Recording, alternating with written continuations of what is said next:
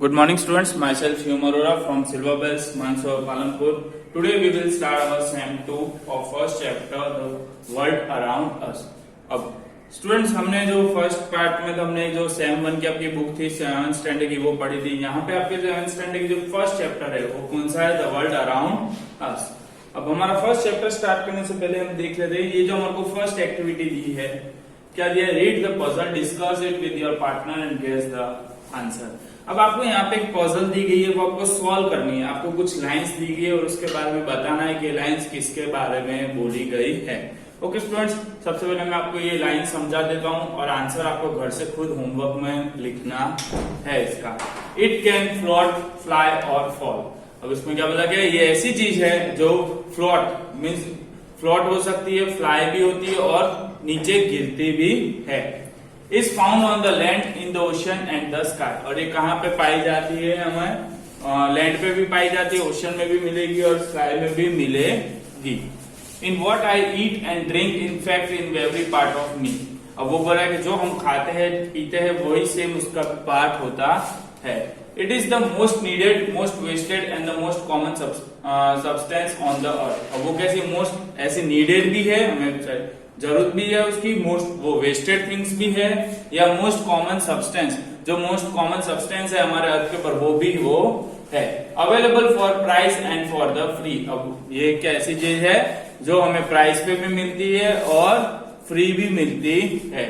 It is a worship and the fear. और वो क्या है, वर्शिप के लिए भी यूज करी जाती है, फियर्स के लिए भी यूज करी जाती है। It is a life giving and also causing death. अब ये ऐसी चीज है जो हमें लाइफ भी देती है, जिंदा भी रखती है और हमारी मृत्यु भी कराती है। It is a dash. अब आपको ये फाइंड करना है कि ये लाइन्स है वो किसके ऊपर जा रही है। स्टूडेंट्स, ये मैंने आपको समझा दी है कि ये लाइन्स इस तरीके से है, आपको बताना है इसका नाम क्या है।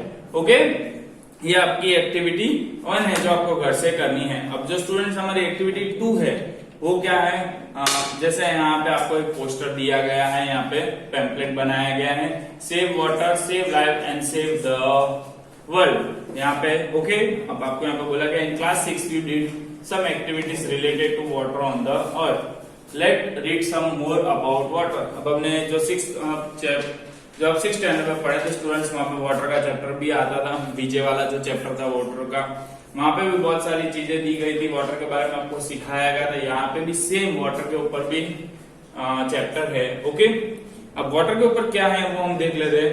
Water for humans. फर्स्ट हमें जो इसका यूज पता गया, ये ह्यूमंस वाटर का जो है, जो लाइफ ह्यूमन के लिए किस तरीके की यूज होती है वो देख लेते हैं। Water is the basic components of each cell and the essential for our existence. अब जो वाटर है वो क्या एक बेसिक कंपोनेंट्स है हमारे ईच सेल का और essential for our existence means हमें जिंदा रहने के लिए हमें पानी चाहिए ह्यूमंस को। It keep our body temperature at 36.8 degree Celsius. और जो हमारी ये वाटर क्या करता है, हमारी बॉडी टेम्परेचर रखने के लिए 36.8 डिग्री सेल्सियस रखता है। Form part of the blood, help carry oxygen and the nutrition to our cell and remove the waste material from our body. और इसका काम क्या है वाटर का, जो हमारे फॉर्म पार्ट ऑफ ब्लड्स, जो ब्लड्स है उसमें बनाए रखता है, help carry oxygen and nutrition, वो ऑक्सीजन और न्यूट्रिशंस को कैरी करता है हमारे सेल तक, एंड रिमूव, और जितने भी हमारे वेस्ट मटेरियल्स है हमारी बॉडी के अंदर वो वाटर के थ्रू सारे बाहर निकल जाते हैं। तो water keep us clean and healthy. और वाटर क्या रखता है, हमें क्लीन और हेल्थी रखता है। We use water to cook food. हम वाटर किसके लिए यूज करते हैं, एक तो खाना बनाने के लिए, वॉश यूटेंसिल्स बर्तन धोने के लिए, क्लीन डिफरेंट थिंग्स, अलग अलग थिंग्स होती है उसको धोने के लिए। वाटर द प्लांट्स, प्लांट्स को देने के लिए, द फ्लश द टॉयलेट, और हम टॉयलेट को जो फ्लश करते हैं उसके लिए भी वाटर यूज होता है। We also use it for reaction in swimming, sailing and the fishing. अब ये हमारे को रिक्रिएशन ऑफ स्विमिंग में भी यूज होता है, सेलिंग में भी यूज होता है, साथ ही साथ हमारे को फिशिंग के अंदर भी यूज होता है। मतलब वाटर इज वेरी एसेंशियल। और वाटर क्या है, बहुत ही एसेंशियल है। The person can survive without food for more than 30 days, but less than a week without water. अब जो कोई भी इंसान है वो खाने के बिना कुछ दिन रह सकता है, बट पानी के बिना वो रह सकता है नहीं। अब वो फूड के लिए 30 डेज तक रह सकता है, बट पानी के लिए वो फॉर अ वीक मीन्स एक वीक तक भी रह सकता है नहीं।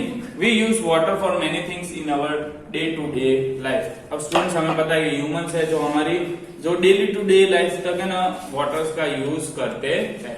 ओके, अब वो फर्स्ट था वाटर फॉर ह्यूमंस। अब है हमारा सेकंड क्या है इसके अंदर, वाटर फॉर एग्रीकल्चर। अब वाटर एग्रीकल्चर में किस तरीके से यूज होता है वो हम देख लेते हैं। We use water as much as in the 10 meter deep, 100 meter wide and the 7.1 million kilometers in a length to produce the food for today world population every year. अब एवरी ईयर के लिए हमारे को कितना water use होता है agriculture के अंदर वो बताया कि हमारे को 10 meters deep, 100 meter wide and 7.1 million kilometers in length, इतना वाटर हम यूज करते हैं स्टूडेंट्स। ओके, आपको इतना है हमें एग्रीकल्चर के लिए अंदर ये वाटर यूज करा जाता है।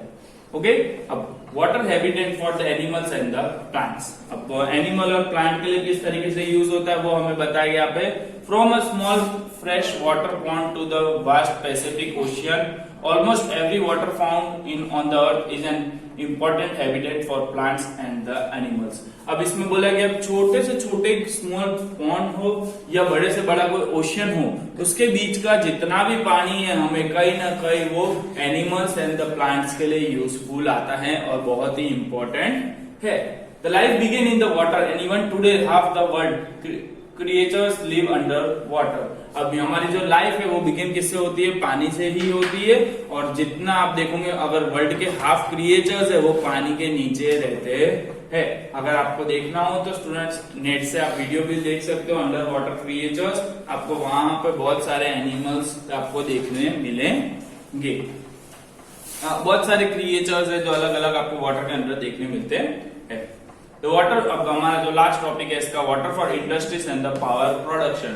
अब हमने वाटर फॉर ह्यूमन देख लिया, वाटर फॉर एग्रीकल्चर देख लिया, water for habitat for animals and the plants देख लिया। अब जो लास्ट हमारा टॉपिक है वो क्या है, इंडस्ट्रीज एंड पावर प्रोडक्शन के लिए तो वाटर वहां पे कैसे यूज होता है। Almost all the industrial unit use water either in the production or the disposal of the by products. अब मोस्टली जो इंडस्ट्रीज होती है वो किसके लिए, आइदर कोई प्रोडक्शन करना हो कोई चीज का या कोई डिस्पोजल मीन्स के कोई चीज उनको खराब करके निकालनी हो तो ये पानी का यूज वहां पे होता है इस दो चीजों के लिए industry. This is the one of the main reason why the industrial belt has developed along a river bank. यही मेन रीजन है कि जो इंडस्ट्रीज होती है वो रिवर बैंक के पास में क्यों बनी गई होती, क्योंकि उन्हें पानी की जरूरत ज्यादा होती तभी वो रिवर बैंक के पास बनी गई होती। अगर उन्हें पानी चाहिए होता तो वो वहां से अच्छा पानी ले सकते हैं। अगर उनको कोई खराब चीजें जो डिस्पोजल थिंग्स होती जो वहां से बाहर निकालनी हो तो वो भी वो वहां से निकाल सकते हैं। Water is also important components in the power production. और जो पावर प्रोडक्शन है उसमें भी वाटर का पार्ट क्या मेन इंपॉर्टेंट कॉम्पोनेंट्स है जो वहां पे काम आता है।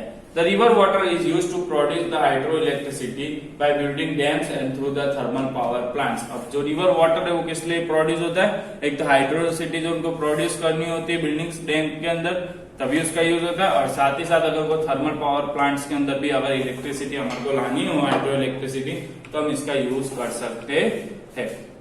ओके, अब स्टूडेंट्स आपको मैं एक एक्टिविटी दे रहा हूँ, एक्टिविटी नंबर 3 जो आपको घर से करनी है। मैच द वर्ड है, अब एंसियल थिंग है, हैबिटेट है, प्रोडक्शन है, डिस्पोज है, रिक्रिएशन है, कंपोनेंट्स है। अब आपको ऐसी कौन कौन सी चीज लगती है जो इससे मैच होगी आपको वो वहां से घर पे मैच द फॉलोइंग करने हैं।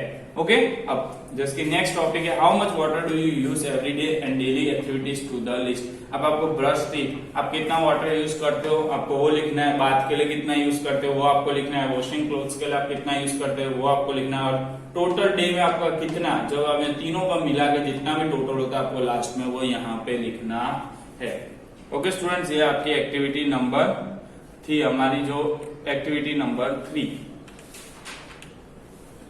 अब यहाँ पे हमारी एक्टिविटी नंबर 4 दी गई है स्टूडेंट्स, वो क्या है वो हम देख लेते हैं। Here are some ways you can use the water or misuse it, talk to your friends and put them into appropriate column. अब आपको कौन कौन सी चीजें, आपको यहाँ पे बहुत सारी चीजें दी गई है, यहाँ पे आपको सेंटेंस दिए गए, आपको देखना है कि आप कौन सी चीजें इसको अच्छे से यूज कर सकते हो, कौन सी चीज आपका मिस यूज कर सकते हो। आपको दोनों अलग अलग इन सेंटेंस को आपको दोनों को अलग अलग क्लासीफाई करना है कि कौन सी चीज अच्छी हो तो आप उसमें डज में लिख सकते हो, और जो खराब हो डजंस में लिख सकते हो। अगर हमें ये चीज नहीं करनी चाहिए तो हमारे को यहाँ पे डू नॉट में लिखनी चाहिए, और अगर आपको कोई चीज करनी है तो आप यहाँ पे डज में लिख सकते हो। ओके स्टूडेंट्स, ये एक्टिविटी भी आपको एक्टिविटी नंबर 4 ये वाला है वो भी आपको घर से करना है।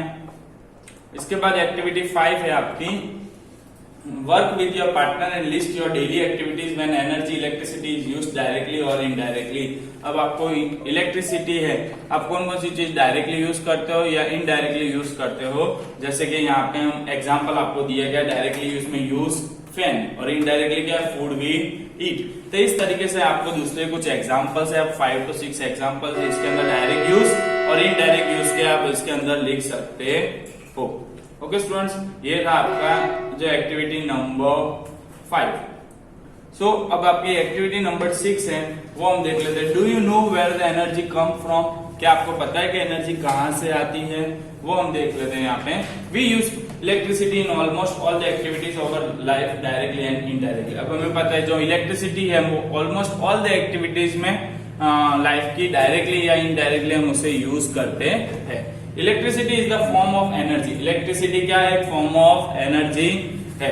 Producing energy is not easy, अब जो एनर्जी हम प्रोड्यूस करते हैं वो इजी नहीं है। There are many different source of energy, वहां पे हमारे पास बहुत ही डिफरेंट सोर्स है एनर्जी के। This include non renewable source like petroleum, kerosene, coal etcetera. अब यहाँ पे आपको नॉन रिन्यूएबल सोर्स के आपको यहाँ पे कुछ एग्जांपल्स दिए गए, जैसे पेट्रोलियम है, केरोसिन है, कोल है। वैसे ही रिन्यूएबल सोर्स के आपको भी कुछ एग्जांपल दिए गए, वो कौन कौन से, wind energy, hydro electricity energy and the solar energy आपको दी गई है। Okay students, so non renewable source will be and one day. Non renewable source है वो क्या है, कभी ना कभी एक दिन तो खत्म हो जाएंगे। There are the use to produce energy in the thermal power station. अब यहाँ पे क्या है हमें कि हम उसे थर्मल पावर स्टेशन में इसका यूज भी कर सकते हैं, प्रोड्यूस भी कर सकते हैं। जैसे कि petrol, diesel and the gas like CNG and the LPG are used for running vehicles and cooking food. अब हमें पता है जैसे पेट्रोल है, डीजल है, गैस है, सीएनजी, एलपीजी, ये क्या करते हैं, व्हीकल को चलाने के लिए या हमारे को खाना पकाने के लिए इसका यूज होता है। Non renewable source of the energy also polluted the environment. अब नॉन रिन्यूएबल सोर्स है वो भी क्या होता है, हमें पॉल्यूटेड होता है एनर्जी का यूज करने के लिए, जो इन्वायरमेंट भी उससे पॉल्यूटेड होती है। However, they are the primary source of energy today. But आज के टाइम पे हमें पता है वो क्या है, प्राइमरी सोर्स ऑफ एनर्जी है। But it is a time now that we turn towards the renewable source of energy and the energy conservation. अब आज के टाइम पे हमें क्या है, हम किसके थ्रू टर्न हो चुके हैं, रिन्यूएबल सोर्स ऑफ एनर्जी के थ्रू टर्न हो गए, और इसको हमें एनर्जी को कंजर्वेशन भी मीन्स एनर्जी को बचा के भी रखना चाहिए। ओके स्टूडेंट्स, अब इसके बाद आपको मैं लास्ट एक्टिविटी दे रहा हूं आज की आपको, which are the 2 major disadvantages of non renewable energy. आपको यहाँ पे 2 disadvantage of non renewable energy के लिखने हैं यहाँ पे, और ये आपका एक्टिविटी का होमवर्क है। ओके स्टूडेंट्स, आज के लिए इतना ही। इसके बाद का जो पार्ट है हम वो नेक्स्ट चैप्टर में पढ़ेंगे। Thank you.